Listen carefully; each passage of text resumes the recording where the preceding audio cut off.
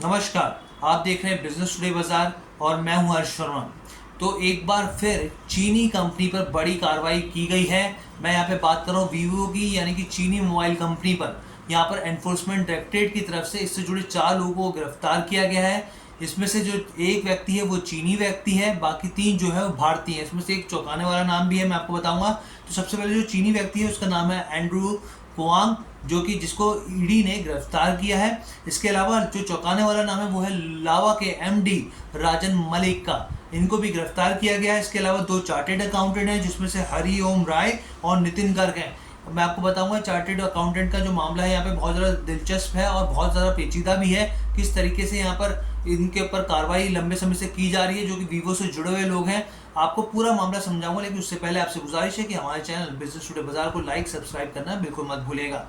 अब देखिए, ये जो ईडी ने गिरफ्तारी की है, ये बेसिकली पीएमएलए यानी कि prevention of money laundering act के तहत ये गिरफ्तारी की गई है। हमने पीछे से देखा कि कई तरीके से फर्जीवाड़े चीज़ें निकल कर आई, कई तरह की कंपनी के नाम पर अलग तरह की ठगी चल रही थी, जालसाजी चल रही थी, यहाँ तक कि टैक्स चोरी की भी चीज़ें थी।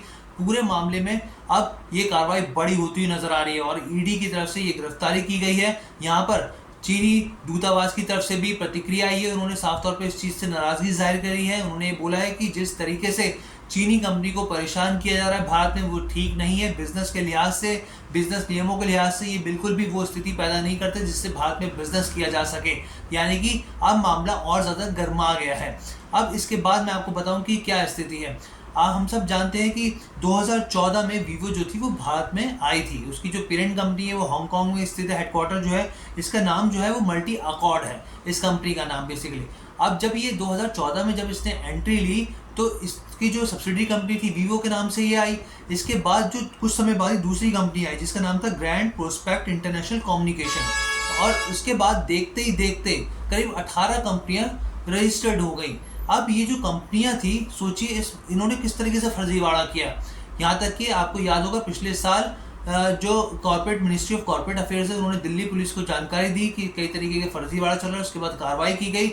इस कार्रवाई में हमने देखा कि करीब करीब 450 करोड़ रुपए जब्त किए गए। इसके अलावा कैश में करीब 70 लाख रुपए किए गए। 2 किलो सोना जब्त किया गया। बहुत सारी चीज़ें निकलकर सामने आई। इसमें बेसिकली जो फर्जीवाड़ा किया गया साफ तौर पे कि कंपनी का दिखाया गया कि कंपनी शिमला की है, कंपनी ग्वालियर की, कई डिफरेंट जगहों की, नागपुर की है, कई अलग अलग राज्य दिखाए गए कि भाई यहाँ इन शहरों में कंपनियां हैं, लेकिन सही मायने में कंपनी थी नहीं, बोगस कंपनियां थी।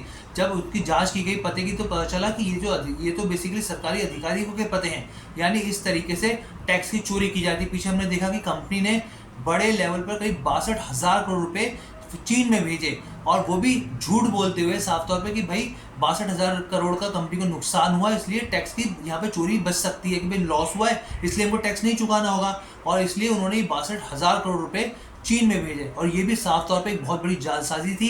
कंपनी लगातार बोगस चीज़ें कर रही है, फर्जीवाड़ा कर रही है, टैक्स चोरी कर रही है, जानकारी अधूरी दे रही है, और जिसके चलते मिनिस्ट्री ऑफ कॉर्पोरेट अफेयर्स ने इस पर एक कार्रवाई करते हुए आगे चीज़ें करी थी, और अब एनफोर्समेंट डायरेक्टरेट ने इस पर कार्रवाई करी है। और ये बहुत ही चीज़ें, क्योंकि अब हमने देखा कि चीनी दूतावास की तरफ से ही प्रतिक्रिया आई है, मामला और आगे बढ़ता चला जा रहा है।